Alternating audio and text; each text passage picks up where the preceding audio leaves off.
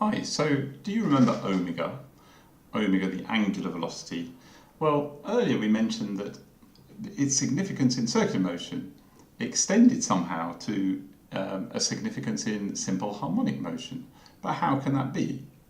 Well, let's just remember what it is. So omega, remember, was the angular velocity, which we could write as theta over t as its definition. It's the angle in radians swept through per second by an object going around in a circle.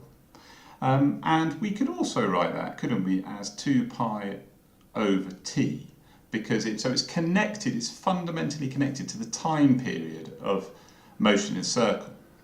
Well, at least simple harmonic motion, we understand what the significance of the time period is. So t does have significance in SHM, but what is the significance of omega? Because it's connected to t, so we could come up with the value of omega, but what is it actually going to mean? Well, let's look at something going in a circle first of all. And let's suppose we just have a ball on a string, but going around in a horizontal circle.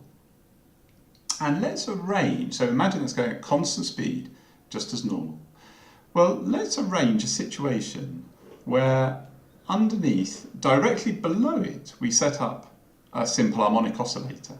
So here there's an object just suspended between two springs and fixed at a couple of posts, and we're just going to kind of arrange it so that we sort of release it from that position when the ball is kind of at that extreme right hand side of its circle. So these are directly above and below each other, so I could sort of put a dotted line sort of through there. And we're going to arrange this so we'll get them to have the same time period. So in other words, I'm going to make sure that the time for my ball to go all the way around the circle is the same as the time for my red blob in my simple harmonic oscillator to go all the way through one complete cycle. In other words, all the way there and back to where it started in the time that the ball goes all the way around the circle. And so now what we need to imagine is kind of looking down on this from above. So if I sort of, imagine this perspective, looking down from up there, well, what would we see? Well, we'd see something looking kind of like this. So I haven't drawn the string, but we can see that at that right extreme position, we would see the ball directly above the red blob. And because I've arranged their time periods to be the same, at some point later on, we're going to expect them to be both back there at the same time. And it kind of might be reasonable to expect the same to happen at the other side, that when it gets to the other side, that they're both also kind of lined up and on top of each other. So because that makes sense, because after half a cycle, we're going to expect them both to be at the other extreme position.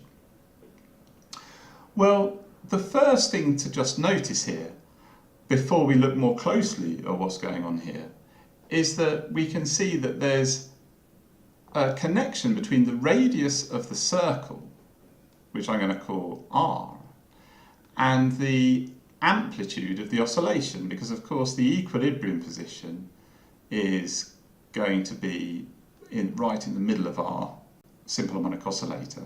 And so the amplitude, well, the amplitude is what I'm going to call A, is the maximum displacement.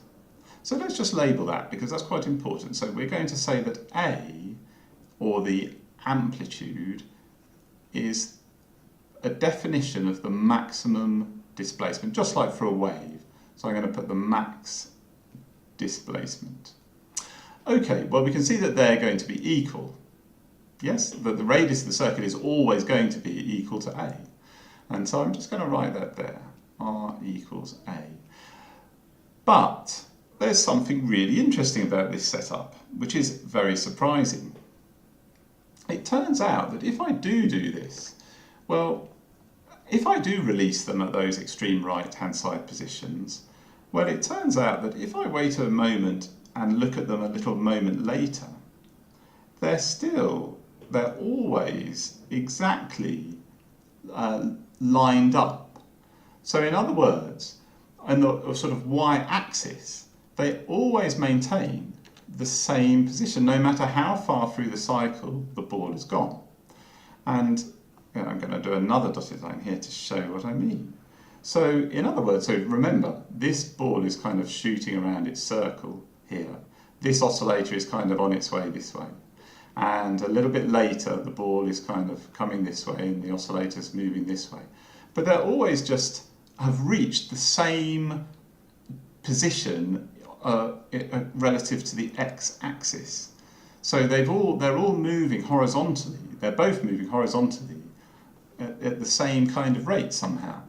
And a little bit later, here's the ball kind of on its way round the other side. So now it's come all the way around the circle, it's on its way back. Our oscillator has kind of gone all the way through its cycle and is on its way back through the centre. And they're still perfectly lined up. And it turns out that this just keeps on happening all the time, every step of the way. They're always, not just at the two extremes, but they're always perfectly lined up. As long as they have the same time period. So the last one here, there's my ball with its velocity round a constant velocity, and here's my red blob heading towards its maximum displacement position.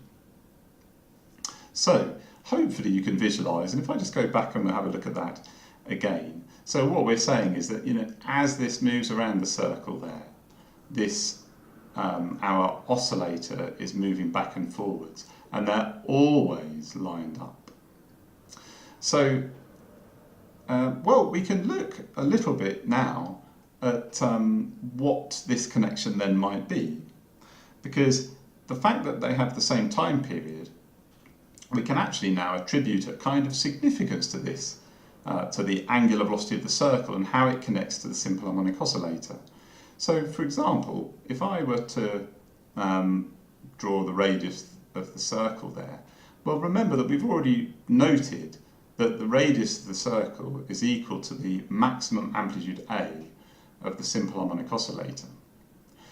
And what we can also see is that we can, on our diagram, draw what we're considering to be the displacement, because the displacement of the oscillator is how far it's from its equilibrium. So let's call that x, because remember in the last section we decided that the displacement we would call x. So at this moment in time, what's the connection between the displacement and the radius of the circle, or the amplitude? Well, remember that this ball is going round and round in a circle at angular velocity omega equals theta over t. Well, theta is of course the angle that it's swept out in that whatever time it's taken to reach there. But look, we can use some trigonometry, because we can see there that cosine theta is adjacent over the hypotenuse is going to be x over a. And if I rearrange that, I get that the displacement of the oscillator is equal to a times cosine theta, bit of rearrangement. And of course, because theta is omega times t, just by rearranging the definition of angular velocity, I can actually rewrite my equation there as x, the displacement of the oscillator, is a times the cosine of omega t. And we have suddenly found a link between this circular motion and our simple harmonic motion. The displacement of the oscillator, the simple harmonic oscillator, is connected to the angular velocity of something that goes round in a circle with the same time period as the oscillator. So it's a useful circle, it's a very helpful circle. In fact, it's called the auxiliary circle, which means the sort of the supplementary, the helpful circle, if you like. In fact, I'm going to call it the helpful circle. So it's a sort of abstract mathematical circle that we've kind of plonked down, which helps us with some mathematics and helps us connect simple harmonic motion with omega, that comes in quite handy. So a little bit abstract, but what we're going to do is we're going to make some use of this equation, and we'll see exactly how useful it can be.